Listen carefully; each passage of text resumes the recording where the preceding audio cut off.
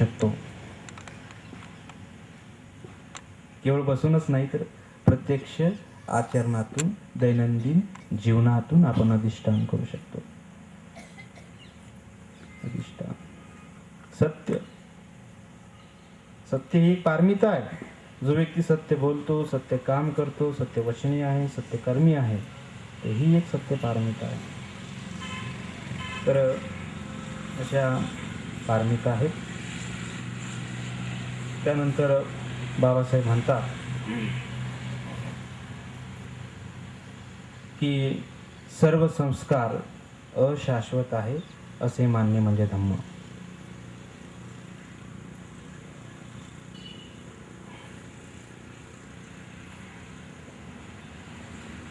अनित्यवाद बुद्धाने सांगितलेला आहे, बाबासाहेबांनी सांगितलेला आहे बुद्धाने धम्मग्रंथामध्ये, की सर्व काही अनित्य आहे.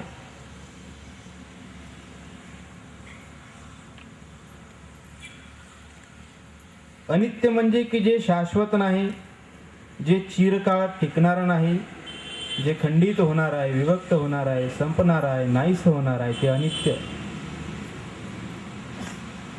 जेव्हा अनित्याची भावना पुष्ट होते, जेव्हा अनित्यबोध आपल्यामध्ये जागृत होतो, तेव्हा आपोआप आसक्ती त्या ठिकाणी नाहीसे होते. आणि अनित्यबोध ह्या आसक्तीला शांत करतं. म्हणजे आसक्ती ही एक अकुशल संस्कार, या अकुशल चित्तवृत्तीला शांत करून कुशल चित्तवृत्तीची निर्मिती करते. हे एक अनित्य आहे. तुम्ही तुमच्या जीवनामध्ये बरेचसे स्थित्यंतरे पाहतात. जसं रोपाचं पाहिलं आपण, की जमिनीत रोप, त्याचं बीजाचं रोपटाचं झाड, झाडाचं फळफुलं, आणि नंतर ते वाळून जातं, संपलं. तसंच हे जीवनामध्ये जन्म, बाल्यावस्था, तारुण्यावस्था, प्रौढावस्था आणि वृद्धावस्था, शेवटी मृत्यू. हे बदल आहे, हा जीवनातला बदल. सकाळी सूर्य उगवतो, दुपारी माथ्यावर येतो, संध्याकाळी पुन्हा मारतो. ही एक बदल आहे, अनित्यच आहे. जे आपण काल आहे, काल होतो, ते आज आहोत काय? जे आज आहे ते उद्या राहणार काय? जे उद्या आहे ते परवा राहणार नाही. परिवर्तन होत आहे, सर्व बदलत आहे, अनित्य आहे. कुठलीच गोष्ट शाश्वत चिरकाळ नाही. पाण्याचा प्रवाह आपल्याला स्थिर वाटतो, परंतु पाण्याचा प्रवाह आतमधून चालू असतो, परंतु आपल्या दृष्टीला दिसत नाही ते नजरेच्या आड. तसे जीवन प्रवाहामध्ये सतत बदल होत आहे, परिवर्तन आहे. एक अवस्था जाऊन दुसरी अवस्था, एक अवस्था जाऊन दुसरी अवस्था येते. ते अनित्यच आहे. ज्यांनी अनित्यवाद बुद्धाचा जाणला,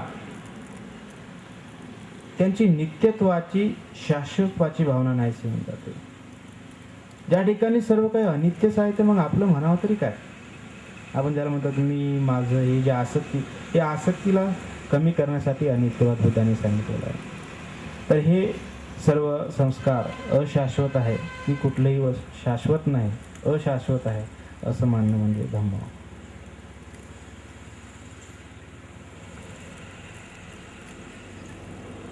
धम्माचं आणखी अतिशय महत्त्वाचं तत्व बाबासाहेबांनी सांगितलेलं आहे, की निर्वाणाचा साक्षात्कार करणे म्हणजे धम्म.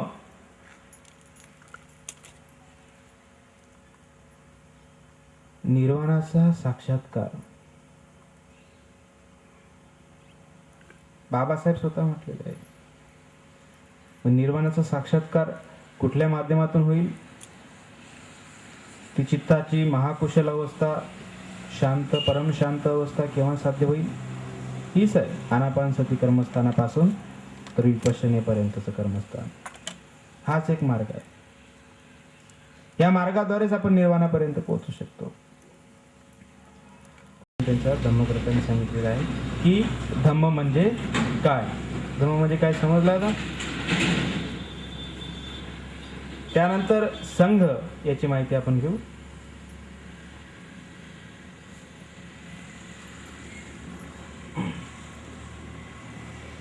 संघ, संघ कोणाला म्हणता येईल, किंवा संघ म्हणजे काय? 10 व्यक्ती एकत्र आले म्हणजे त्याला संघ म्हणता येईल काय? संघ म्हणता येईल. ते एकत्र आलेले आहे. तुम्ही इथे एकत्र आलेले ध्यानाचा हा एक संघच आहे, उपासक उपासिकांचा संघ आहे. परंतु श्रावक संघ, बुद्धाच्या भिक्खू संघाला काय म्हटलेलं आहे? श्राव. लोम म्हणजे पूर्ण आपल्या शरीरावरची केस.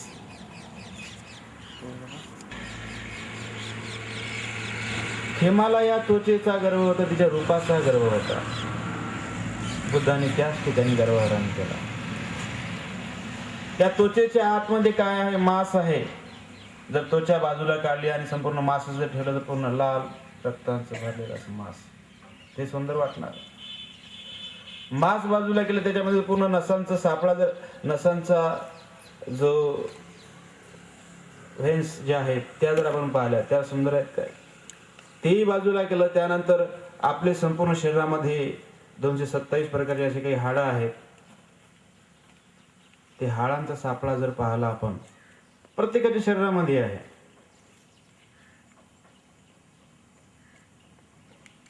मनुष्य देह असो किंवा प्राणी, जे काही सजीव आहे त्यांच्यामध्ये हे सर्व घटक असणार.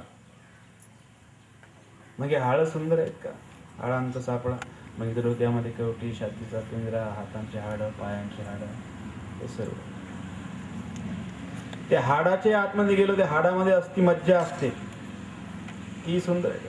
म्हणजे जे काही दिसतं ते सर्व समोरून आपण सौंदर्य वाटतं, परंतु आतमध्ये पाहिल्यानंतर खरं स्वरूप आणखी खूपच खराब आहे.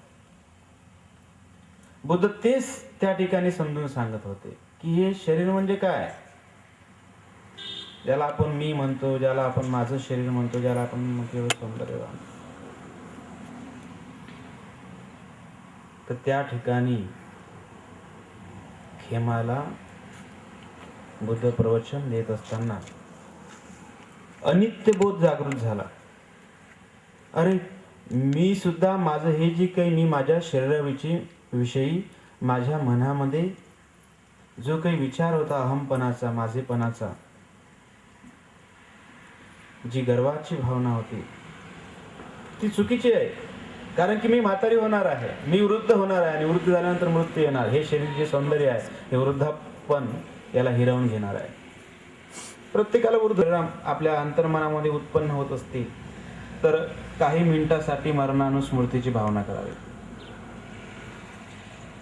मेलेलं प्रेत समोर ठेवून आपण बघायचं की माझ्या देहाची सुद्धा हीच अवस्था होणार आहे.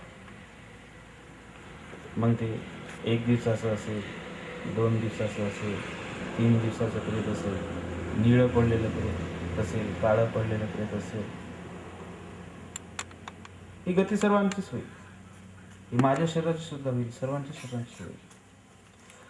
हे जर आपण काही मिनिटासाठी जरी पाहिलं तरी जो काही रूपवितर्क अंतर्मनामध्ये निर्माण होतो त्या ठिकाणी तो शांत होतो आणि शांत झाल्यानंतर पुन्हा आपल्या आनापानसतीवर कामाला लागायचं.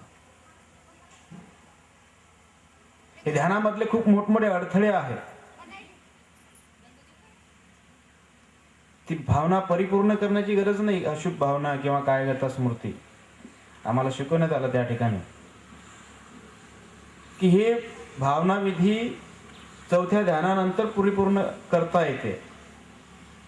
पण हा रूपवितर्क जर आपल्या अंतर्मनामध्ये जर उत्पन्न होत असेल तर तुम्ही काही मिनिटासाठी ती भावना करा की मेलेल्या प्रेताशी आपली तुलना करा की हे माझं शरीर सुद्धा असंच होणार. मग निळं पडलेलं, काळं पडलेलं प्रेत, सडलेलं प्रेत, त्यानंतर नसा कुत्र्यांनी, कोल्यांनी, प्राण्यांनी तोडलेलं प्रेत, अस्ताव्यस्त झालेलं प्रेत, या शरीराची आपल्या शरीराची तुलना करा. जेव्हा तो वितर्क शांत होईल त्या ठिकाणी तेव्हा पुन्हा आपल्या आनापानसतीवर तुम्ही आपलं ध्यान केंद्रित करा की श्वास येत आहे आणि जात आहे. तो वितर्क त्या ठिकाणी शांत होणारच, 100% गॅरंटी आहे, होणारच.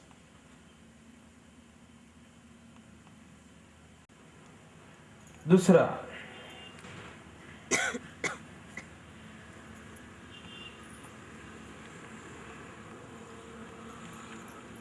आजचा विषयच आहे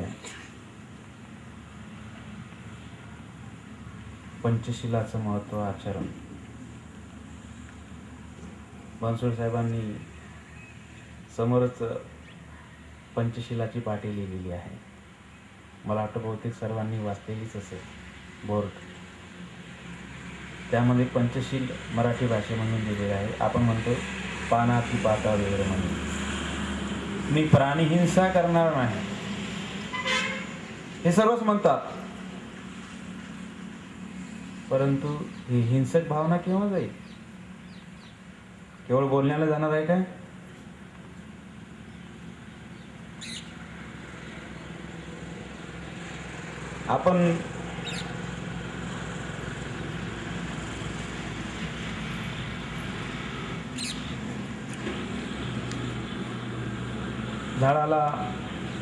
आपण झाडाची पानं तोडली आणि म्हटलं की मला हे झाड पूर्ण उपटून टाकायचं आहे, परंतु आपण फक्त पानच तोडत राहिलो तर ते झाडाला पुन्हा पालवी येत राहील. ते झाड जर आपण मुळासहित उपटून टाकलं तर त्या झाडाला पुन्हा पालवी येऊ शकत नाही. केवळ त्रिशरण पंचशील मध्ये की मी हिंसा करणार नाही, मी चोरी करणार नाही, मी व्यभिचार करणार नाही, मी खोटं बोलणार नाही, मी कुठल्याही मादक पदार्थाचं सेवन करणार नाही, हे म्हणणं म्हणजे केवळ झाडाची पानं तोडणं आहे. पुन्हा त्याला पालवी येणार, पुन्हा तुम्ही पानं तोडत राहणार. परंतु जर ते झाड जर मुळासहित उपटलं तर त्याला पुन्हा पालवी येऊ शकणार नाही, पान तोडण्याची गरज भासणार नाही. तर ही हिंसक वृत्ती अंतर्मनामधली जी विकृती आहे, विकृती म्हणता येईल याला. हिंसेची भावना म्हणजे विकृती आहे, मनोविकृती आहे ती. तर ही मनोविकृती काढून टाकण्यासाठी भगवान बुद्धांनी त्यावर अत्यंत साधा आणि सोपा उपाय सुचवलेला आहे. शरीरामध्ये कुठलीही विकृती तयार झाली तर त्याला औषधी आहे, त्यातून ती नीट करता येते. कुठलाही तुम्हाला आजार हो, शारीरिक तपासण्या करून आपण तो बरा करू शकतो. परंतु ही एक मानसिक विकृती आहे मनाची, त्याला गोळ्या लागू पडतील नाही. कारण तो मनाचा आजार आणि प्रत्येकामध्ये आहे. आपण आपल्या बोलण्याच्या माध्यमातून आपली विकृती जाहीर करतो. कठोर वचन म्हणजे ही एक हिंसाच आहे. दुसऱ्याचं मन दुखवणं ही एक हिंसाच आहे.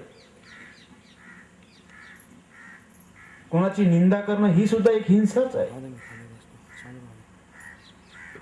दोन व्यक्तीमध्ये भांडणं लावणं ही सुद्धा एक हिंसाच आहे, हिंसेचा प्रकार आहे. केवळ शरीराने कोणाचा खून करून हिंसा होत नाही, तर या प्रकारे सुद्धा हिंसा होत असते. तर ही हिंसक वृत्ती नाहीसी करण्यासाठी भगवान बुद्धांनी मैत्री भावना सांगितली आणि करुणा भावना सांगितली. मैत्री भावनेचा जर आपण विकास केला, मैत्री भावनेचा जर आपण अभ्यास केला, तर जो अंतर्मनामध्ये जो हिंसक भाव असतो, क्रोधाचे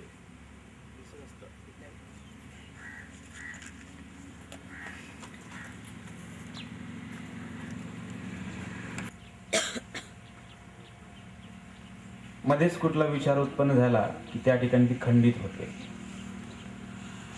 पण त्याला पुन्हा सुरळीत करण्यासाठी हे जे काही मी त्याला संरक्षक आनापानसतीसाठी ध्यान, आनापानसती ही स्मृती, या स्मृतीची भावना करण्यासाठी त्याला संरक्षक म्हणून हे 4 ध्यान मी तुम्हाला सांगत आहे. लाईट गेल्यानंतर बोलणं खंडित होतं, परंतु पुन्हा ती सुरू होते. तसंच ध्यान करत असताना काही असे विचार उत्पन्न होतात की जी आपली चित्ताची धारा, ज्या ठिकाणी आपली एकाग्रता असते, मग श्वास येतो जातो, ही जी काही क्रिया आपण करत असतो त्या ठिकाणी बाधा निर्माण होते. आपल्यामध्ये वेगळे विचार उत्पन्न होतात आणि जी चित्तधारा आहे ती त्या ठिकाणी खंडित होते, एकाग्रता बंद होते. ती एकाग्रता पुन्हा आणण्यासाठी ह्या 4 पद्धतीचं विश्लेषण करणार आहे. आपण चांगल्या प्रकारे त्याचं श्रवण करायचं आहे आणि मनामध्ये सुद्धा त्याचं धारण करायचं आहे. कारण की हे संपूर्ण आयुष्यासाठी तुमच्या उपयोगी राहील.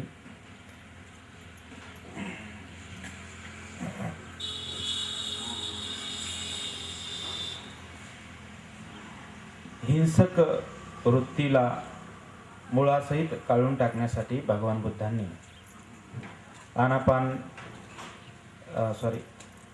मैत्री भावना सांगितलेली आहे.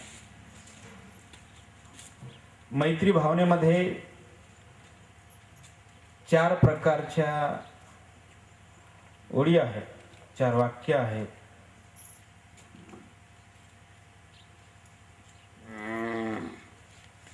भावना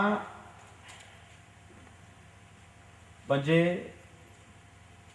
जी वारंवार अंतर्मनामध्ये म्हणायला लागते तेव्हा ती भावित होत असते. आपल्या मनाला वारंवार सांगावं लागतं तेव्हा ते ऐकायला सुरुवात करत असतं. तशी भावना असते. जर आपण चांगल्या व्यक्तींच्या संपर्कात राहिलो तर त्यांच्या विचारांचाही प्रभाव आपल्यावरती होत असतो आणि त्यानुसार आपण कृती करत असतो. जर दुर्जनांच्या संगतीत राहिलो तर त्यांचा आपोआप आपल्या आचरणावर परिणाम होतो आणि दुष्कृत्य आपण करत असतो. तसंच हे मनाला प्रशिक्षित करण्यासाठी ही भावना आहे. आपलं मन फार चांगलं आहे, त्याला जे सांगितलं ते ऐकतं, पण आपण सांगत नाही त्यामुळे ते ऐकत नाही. मनाला प्रशिक्षित करावं लागतं. हे ध्यान म्हणजे काय? हे मनाला प्रशिक्षित करण्याचे साधन आहे. असंस्कारित चित्ताला संस्कारित करण्याची विधी म्हणजे ध्यान.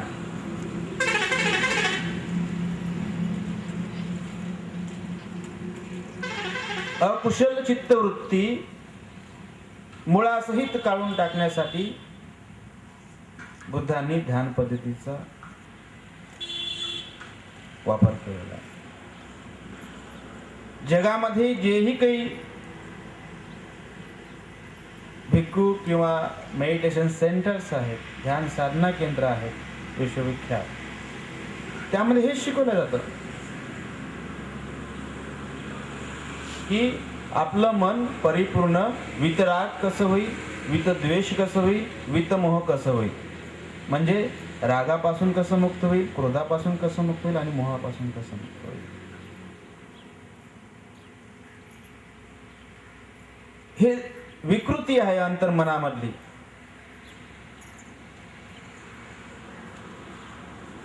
जमिनीतून सोनं काढत असताना सुद्धा ते अशुद्ध असं, त्याला शुद्ध करावं लागतं भट्टीवर तापवून. ते शुद्ध होतं आणि त्यांना सोनं असं ते मग चलना त्याची किंमत वाढते. तसंच हे असंस्कारित चित्त त्याला शुद्ध करण्यासाठी ही ध्यान पद्धती म्हणजे त्याला तापावं लागतं, तेव्हा ते शुद्ध होतं.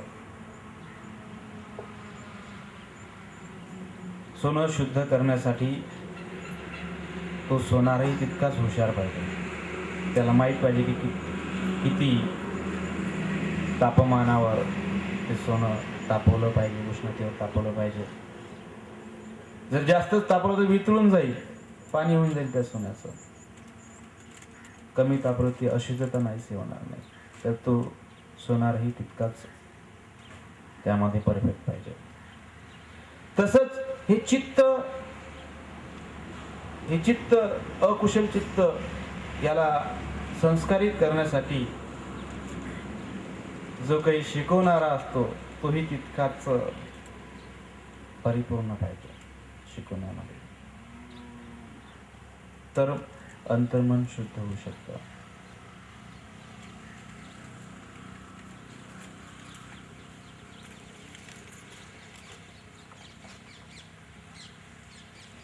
रागाची अवस्था, द्वेषाची अवस्था, मोहाची अवस्था, ईर्ष्या, दुर्भावना, जेही काही मनाचे अकुशल चित्ताचे प्रकार येतात, तर त्या अकुशल चित्त प्रवृत्तींना शांत करण्यासाठी, नाहीशी करण्यासाठी ध्यान पद्धतीचा विकास केला गेलेला आहे. कारण जन्मजात आपल्यामध्ये अकुशल वृत्तींचा, अकुशल चित्ताचा जास्त भरणा असतो आणि कुशल चित्तवृत्ती कमी असतात.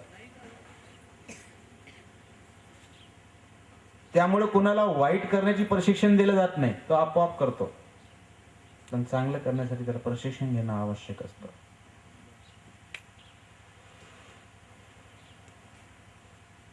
तशीच ही हिंसक भावना याला दूर करण्यासाठी भगवान बुद्धांनी मैत्री भावना सांगितली.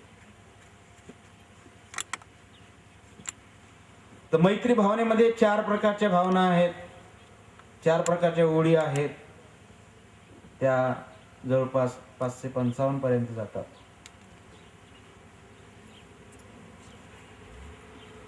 ती परिपूर्ण मैत्री भावना 4थ्या ध्यानानंतरची स्टेप असं आम्हाला शिकवलं. त्यानंतर करायचं.